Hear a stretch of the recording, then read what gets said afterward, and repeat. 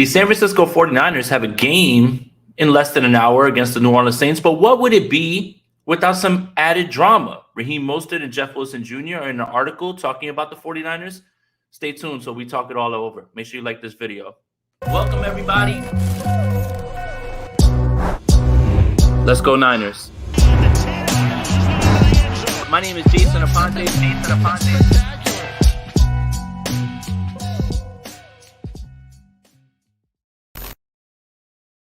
What's up, 49er faithful? Jason Aponte back with a quick pregame show before the matchup with the New Orleans Saints. Make sure you like this video, subscribe to the channel, hit that notification bell for when we go live. We will be going live right after with immediate post-game analysis. But it's funny how something comes out that's an article that has a lot to do with next week's game. So I will allow you guys in the comments to let me know where you want me to start.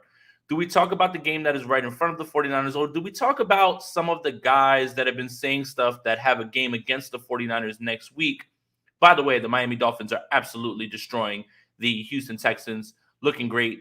But yeah, what would it be with this team if there wasn't just a little bit of added drama right before a game that has nothing to do with the game? So, all right, so don't look past the Saints. Good call, Money Mark. I won't look past the Saints, okay? I'm not. Some of the things that I noticed when I was researching this game, left guard, the Saints are bottom half in the league when teams run through the left guard against their team. So that's something that the 49ers will look at. Aaron Banks has been playing exceptionally well. I think that should continue, and I think that's something that they should look at. The New Orleans Saints are 23rd in rushing yards per game and rushing yards allowed per play. And Pete Werner, who is their linebacker that is out in this game, leads the team in stops, defensive stops, which is a metric which means not a tackle for loss, but a failure on the offense, and he's out in this game. Yes. Cameron Jordan, Marcus Davenport, for sure, make a difference. They're returning. Marshawn Lattimore is not going to make this game, so the outside corners are not going to be as strong as they normally are. This is a team that ranks 32nd in turnover rate, interception rate, and they cannot turn the ball over in any way. So this all sets up very well for the 49ers on offense, right? They can pretty much do whatever it is that they want to do on offense. Run the ball, throw the ball when you need to, you're good. No disrespect to Demario Davis, but that linebacker core is to be picked on. Cam Jordan and Marcus Davenport are a bit of a concern because they're so good. But at the same time, with the way this offensive line has been playing, with the way that this offense has been executing, JKBG always, they rank number 1 in gumbo eating. Wouldn't doubt that. Alan says, Jay, how's it going? Do you think CMC will get the 49ers over under 120 yards combined?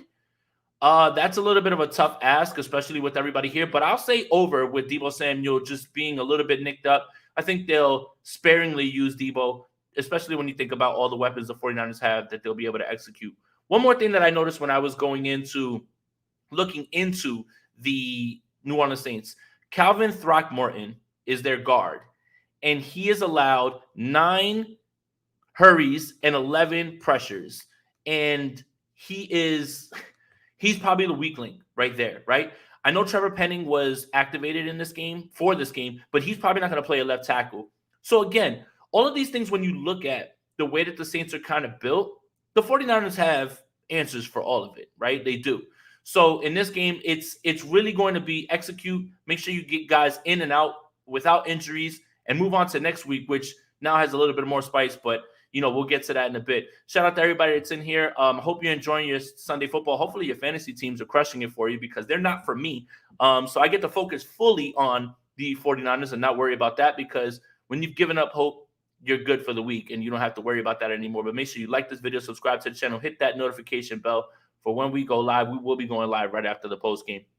If you guys have any questions about the Saints, any sort of thoughts on this, I'd love to take them and we'll talk through them and things like that. But when you look at their offensive line, when you look at defensively where they are, especially when you look at their cumulative numbers against the run, Pete Werner's missing, which is something that I never really looked at. You hear Davenport and Cam Jordan are coming back, and you start to think, oh, wow, they're getting healthy. Yeah, they are, but stylistically, does that really help them? And it doesn't necessarily seem to be translating to the run game. The Saints continuously are a top 5 run defense, and that just is not happening this year, just at all. And that's actually really surprising with Dennis Allen being the coach who is a defensive coordinator, a defensive guy.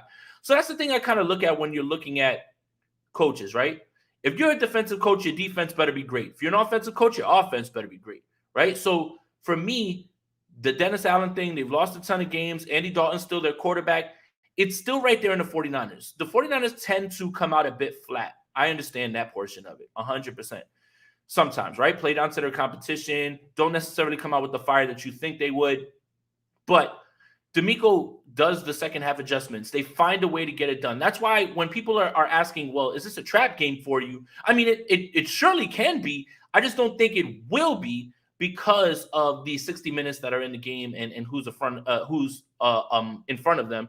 And Brian brings this up. Can't let Olave burn us. I was more nervous about Olave being in the slot in terms of, moving him around. But Jarvis Landry's back. He's going to occupy the slot. The reason that I say that, and I don't want this to come off wrong, is just Jimmy Ward's been playing out of position at this point. And I don't like the whole idea of him trying to guard Olave. I think he's best suited to play free safety, come down, occasionally guard tight ends in situations. Slot corner is not what he needs to be. I mean, I'm not going to say that I'm smarter than DeMeco Ryans or this team or anything like that. I just would like to see him go back to free safety. Let Womack cook and bring him back over if you're going to let Lenore play the other side. So that was one of my concerns. But Olave's not really going to see too much time in the slot in this game. That's where Jarvis Landry is, and he's healthy again. He's going to be out flanking. So it depends on where they line him up. If he's going to be up against Demo, Demo's going to have his hand full. If he's going up against Mooney, I have no problem with that because Mooney's going to do that. Mooney's not traveling. Mooney's probably going to play on the right side the entire time. And if Olave gets over there, so be it. But he's not going to follow him. But Olave is a concern, especially with his speed and how well he's been playing. He's a baller, man. I really do think so. Is Croft inactive? He is. We still scared of the Buccaneers? I don't know. They're kind of struggling right now. Last I saw with the Cleveland Browns. So, I mean, we'll see. They are getting healthy. What concerns me a little bit about the Bucs is they're starting to figure out their running back situation and getting the running game going. Rashad White's there. So if they start to get that going, sets up play action and all that stuff. So, again, can't make any grand statements about the Bucs right now, especially with that number 12 guy back there. So as of right now, they're kind of struggling. It is what it is, but doesn't mean that down the line or when they face the 49ers, it's, not going to be something different. So then why hasn't the 49ers offense ever been great under Shanahan? And give me a reason other than Jimmy G being limited. I don't know what great means. I mean, in 2019, they were a great offense. This year, they're at the top of the passing yards list. They're high on passing yards per play. I don't know where you're going with this. If you're trying to imply what I was saying about offenses need to be great under offensive coaches, I guess. But their offense is operating their offense is doing things this year that normally Shanahan offenses aren't known for. Running the ball, they're doing okay. Passing the ball, they've been a lot better, and a lot of that has to correlate with Jimmy G playing well. So, I mean, I'm not sure where you were going with that one if you were trying to correlate that. I don't think there's any correlation. I think when you look at him as an offensive coordinator with the Atlanta Falcons, they were 23rd in passing attempts. They were 4th in passing yards and passing efficiency. Their idea is not to keep passing, to be efficient with that. And right now they're doing that. Okay. Great equals top 5 in scoring. Okay. Ayuk drops as a pass in the end zone. That would have been a touchdown. Interceptions in the red zone. That boils down to execution, not the game plan. You can call all the right plays, but if guys aren't catching the ball, I don't know how that falls on Kyle Shanahan. Like, you can literally call the right play. Ayuk wins on the whip route. Jimmy puts it on him and he drops it. And then it ends up as a field goal. So it was all there. And the last 3 weeks, they're up in the 30s. So they're trending in the right direction. And again, doesn't matter where they end. It matters where they're going when they get to the end, right? Because cumulative stats can compile from early in the season when you're up and you're scoring 40 points a game. But then if you're going down, it still looks good at the end of the year because of the averages. So I think looking at cumulative stats, you're looking at, well, this is what they've done as an overall average, but you can see this offense is taking off a little bit, right? Like, it just a little bit. Like, this offense is scratching the surface at this point. So I don't know how we got over on this, but I just wanted to make sure we answered that. So, all right, 10 minutes in. Make sure you guys like this video, subscribe to the channel, hit that notification bell for when we go live. 49ers face the New Orleans Saints in about, I think it's about 35 minutes, something like that. My math is off, 45 minutes, something like that. I'm going to get you out of here so you can go enjoy yourself in front of the TV and everything, or stretch yourself out. Depends on how you go with this. But yeah, with this team and this game, I think the 49ers hold the advantage clearly, roster, schematically, all of those things. It should be a 49ers win. I just don't know. I don't know how much this game is going to boil down to in the beginning, how they start slowly. And it's so funny because Kyle Shanahan's over here with his script and everything goes well early on. And then D'Amico is almost like, I want to see what they're doing first before I can make my adjustments. And it's almost like they're both like polar opposites, but it works right now as of this point. And JD says, points wise is what I meant. Okay, 2019 they scored well. Every other year, not so much. What you said right now makes sense. Thank you, JD. And yeah, all right. If you're making the points argument, 100%, I agree with you. Right, like 18 points, whatever it was that they were averaging, that's not going to cut it. That's not going to get it done, especially later on in the year when the competition gets greater in the playoffs. But as of right now, I feel like they're ascending in the right direction. Who knows? You could absolutely be right by the end of this, right? Like we can look back and say, hey man, the offense stalled on them, and I'm not going to throw it at the feet of Jimmy Garoppolo. Kyle Shanahan has squeezed everything he could out of the toothpaste with Jimmy Garoppolo, and look how well he's playing. I wrote an article on Niners Nation where I kind of made the case that this is the best 5-game stretch under Jimmy Garoppolo, and I gave examples, and you're 100% allowed to disagree. 2017, 2019, and this year. So a lot of it has to do with that, the amount of weapons, and also it's kind of funny how this offense is starting to take off when the offensive line starts to play better, right? Like they haven't been giving up sacks. Even McGlinchey had a clean sheet against the Arizona Cardinals. All of that stuff correlates. So yeah, you know what? I'll walk back what I said a little bit earlier about like execution, because that does fall on the coach. But if guys are dropping passes in the end zone, that's where I'm just like, I don't know what else coach can do at this point. So yeah, I mean, great point. Yeah, and that's it. The red zone, they definitely do struggle. That's the one correlation from last year to this year that didn't translate. Like last year, they were money in the red zone, money, and this year, not so much. But I do feel like they're moving in the right direction, is the best way I can put it. So, all right, 12 minutes in, let's talk about it. I think I talked about the Saints a little bit. So, an article came out today written by Tyler Dunne. I'm sorry, I don't want to mess up his name. Dunne. He spoke with Raheem Mostert and Jeff Wilson. Now, let me say this. I'm going to give my thoughts. I read the article. I implore you guys to read the article. Very much. I want you guys to read the article because there are different takeaways that people can have, and that makes 100% sense. So, Raheem Mostert talked about the 49ers trying to rush him back from his injury. Apparently, he tore some cartilage off of the bone in week 1 against the Detroit Lions, and the 49ers said 8 weeks, get him back. But the doctor said in 8 weeks, you'll still have a hole in your knee from the cartilage if you want to play. And Raheem Mostert balked at that and said, nope, I'm going to stay out the rest of the year. I want to get myself right for next year. And then said that he felt the 49ers used that against him in the negotiations. Let me state this. I absolutely believe what Raheem Mostert said there. It's in the team's best interest when there's a free agent, especially the way that they get bodies in and out with the running backs, to maximize what you can get from them, especially if he's going to walk away as a free agent. I understand that portion of it. I also understand Raheem Mostert saying, I'd rather, get right and go back to next year and get ready for next year. I am very pro player. Again, when these teams are done with you and there's no more use for you, let them go. And then that's exactly what they do. If they're going to treat you like currency, if they're going to treat you like stocks, whatever it is, right? Sell high, buy low, whatever it is, then why shouldn't you prioritize yourself? Okay. I didn't necessarily have any problem with any of that.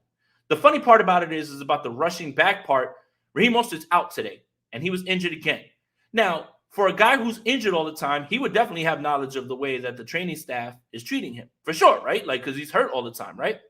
But it's just kind of funny. I kind of find it funny that he's kind of throwing it at the feet of the training staff when he's a guy who necessarily wasn't on the field. One other thing that's absolutely true. When Raheem Mostert was here, he was an absolute baller. I don't see where the comments now change the narrative of what he was when he was here. He was a baller. He ran for 200-something yards in the NFC Championship game. All of that stuff is true. Here's the part that I have issue with. Two things. First, the 49ers really boosted your stock, boosted it, right? Like by taking a chance on you and using you more than they ever have, right? So the 49ers kind of gave you an opportunity to get a next contract. So I understand that portion of it. The part that I really had problems with was his question, or it felt like a thinly veiled jab at Jimmy Garoppolo, in which he said, we have better talent over here, and we have a quarterback that can actually sling it. Now, if he wants to heap praise on the quarterback that he plays with, I have no problem with that. I love what Tua is doing. I love this. I love that. But for him to say, now we have a quarterback that we actually can sling it, that feels like a slight. That's the only part that I have an issue with. All you had to do was praise your teammate. It's not going to go over well if you go on an interview and say, man, I miss Jimmy Garoppolo, man. I wish he was still here. No, of course you're going to say, good things about your quarterback. But for him to say, we have a quarterback that can actually sling it, that feels like a slight. Let me point something else out real quick. Tua and Jimmy are very similar in the fact that they aren't the absolute difference maker. They're the facilitator. They're the point guard. What Tua does well is he gets the ball out on time. He makes good reads and he gets it out. Him and Jimmy are very similar in that way. You have to get the ball out to your playmakers. And that's what Mike McDaniel was so cool with. Like, Mike McDaniel went over to Miami knowing that Tua was going to be his guy. So he built an offense around him that he was very familiar building, that he built around Jimmy G, which was get the ball out on time, hit your guy in stride, make sure your guy has space. That is literally what they both are. And I don't necessarily see the difference between the two. So when Raheem Mostert says we have a quarterback that can actually sling it, I'm not necessarily sure where you're going with this to make it seem like Tua is some sort of gunslinger or somebody who's just like chucking it down the field, 50-50 balls. He's literally a see it wide open thrower, kind of just like Jimmy Garoppolo. So that's my only issue with it. That's it. That is it. Whatever Raheem Mostert said about the training staff, I am inclined to believe him. Whatever he has to say about his time there and the talent around him, why wouldn't he say that? But when you say we have a quarterback who can actually sling it, that feels like a bit of a slight. And that feels like sour grapes a bit. Just a little bit, right? Jeff Wilson was much more politically correct in this article. I was over there. I loved, the time there. I've never been with more talented players. Blah, blah, blah, blah, blah. Cool. And also said they made a business decision, meaning the trading for Christian McCaffrey. I made a business decision and said that I wanted out. The 49ers did right by Jeff Wilson and moved him to a place that, one, he would be used to, that he would flourish. They didn't send him to Siberia. They sent him to an offense that he could literally pick up and go. I have no problem with that. I have no problem with what Jeff Wilson said. And Jeff Wilson played it perfectly, I think. For me, the Raheem Mostert stuff that I feel like is a little bit wrong is we have a quarterback who can actually sling it. Even if that's not what Raheem Mostert meant. You still used a way, you phrased it in a way that could be picked apart in this way now, right? I mean, shout out to him. He gave me something else to talk about on the pregame show, so I'm not going to turn down the content. I'm just saying he's probably going to come out and say, well, that's not what I meant. I have a lot of respect for Jimmy G. Like when they ask him, right? And he's going to walk it back, I'm sure. But to be able to say it that way, it kind of felt like a slight. And for me, when you look at the styles of both quarterbacks, they're kind of the same thing. They're facilitators. They're point guards. Get the ball to your playmakers. Get the ball out of your hand fast. They're the same type of guy. I don't know what I mean. If you guys think that, you see something different with Tua and Jimmy, please let me know. And I'd love to hear that. But they feel like the same sort of quarterback, point guards. And that's what Mike McDaniel went over to Miami to do, is he knew what Tua is, how to maximize his strengths. I mean, he literally built the offense around Jimmy Garoppolo as well, too, with Kyle Shanahan. Almost the same sort of traits. So for me, it just felt like I don't understand why you would say that. That's all. That's my thing. Especially when The fan base loved him, right? I guess the fan base has nothing to do with it, right? It has to do with the organization. But the fan base rallied around Raheem. They loved what he did. You know, the 49ers were the ones who really accentuated his career to the point where he got another deal with the Miami Dolphins. So it's just kind of strange for the team that helped you jumpstart your career to kind of just throw this parting shot like out there. So yeah, that's only my issue with it. I'd love to hear what you guys have to say, but I do agree on this. What Jeff Wilson said about business decision, all of those things, and the Cleveland Browns just tied the game in the fourth quarter with 30 seconds left against the Tampa Bay Bucks. Revenge Jacoby Brissett on his predecessor, who was Tom Brady in New England. My question is this. McCaffrey and Mitchell clear the duo of Mostert and Wilson. They just do. And here's the thing. When you look at the way that the Miami Dolphins build their offense, they fit perfectly. Jeff Wilson's the bruiser. Raheem Mostert is the fast guy. Sounds familiar. Like literally how he was used before. It would just happen to be Tevin Coleman early on and then Raheem Mostert. But when you're talking about dynamics, when you're talking about who can make things happen, it's no question that it's Christian McCaffrey and Mitchell in this role. So I have issues more, not with what he said about the training staff, because I 100% believe him, but more about him saying that about the quarterback can actually sling it when they're literally almost the same exact guy, just executing their offenses. So, yeah, I mean, I'll take any more of the questions that you guys have. Yeah, this is it. It's petty AF. In my honest opinion, why would you want to poke the bear? Jesse, it's really funny too. The game's not until next week. I don't know, man. I don't know. You can bet that everybody heard that. They're going to have their stance on it. They're going to figure out where they land on it. I feel that there was nothing that he said wrong about his time being injured and the way that the training staff handled him. My only issue is what he said about the quarterback. That's it. That's all. To say, well, you know, he can actually sling it. That feels weird. And you allowed that to be interpreted this way with the way that you phrased it. So I think that should wrap it up. I mean, I think we should be good here. 23 minutes. Guys, almost 20 minutes, 30 minutes away from kickoff. Enjoy the game. Make sure you're back for the post-game show. Make sure you like this video, subscribe to the channel, hit that notification bell for when we go live. Shout out to everybody in here. Had about 120 people in here. I know you guys are trying to enjoy your football. Thank you guys for tapping in, taking some of your Sunday to hang out with me. But we will be back right after the game. And as always, let's go Niners. Welcome, everybody. Let's go Niners. My name is Jason Aponte.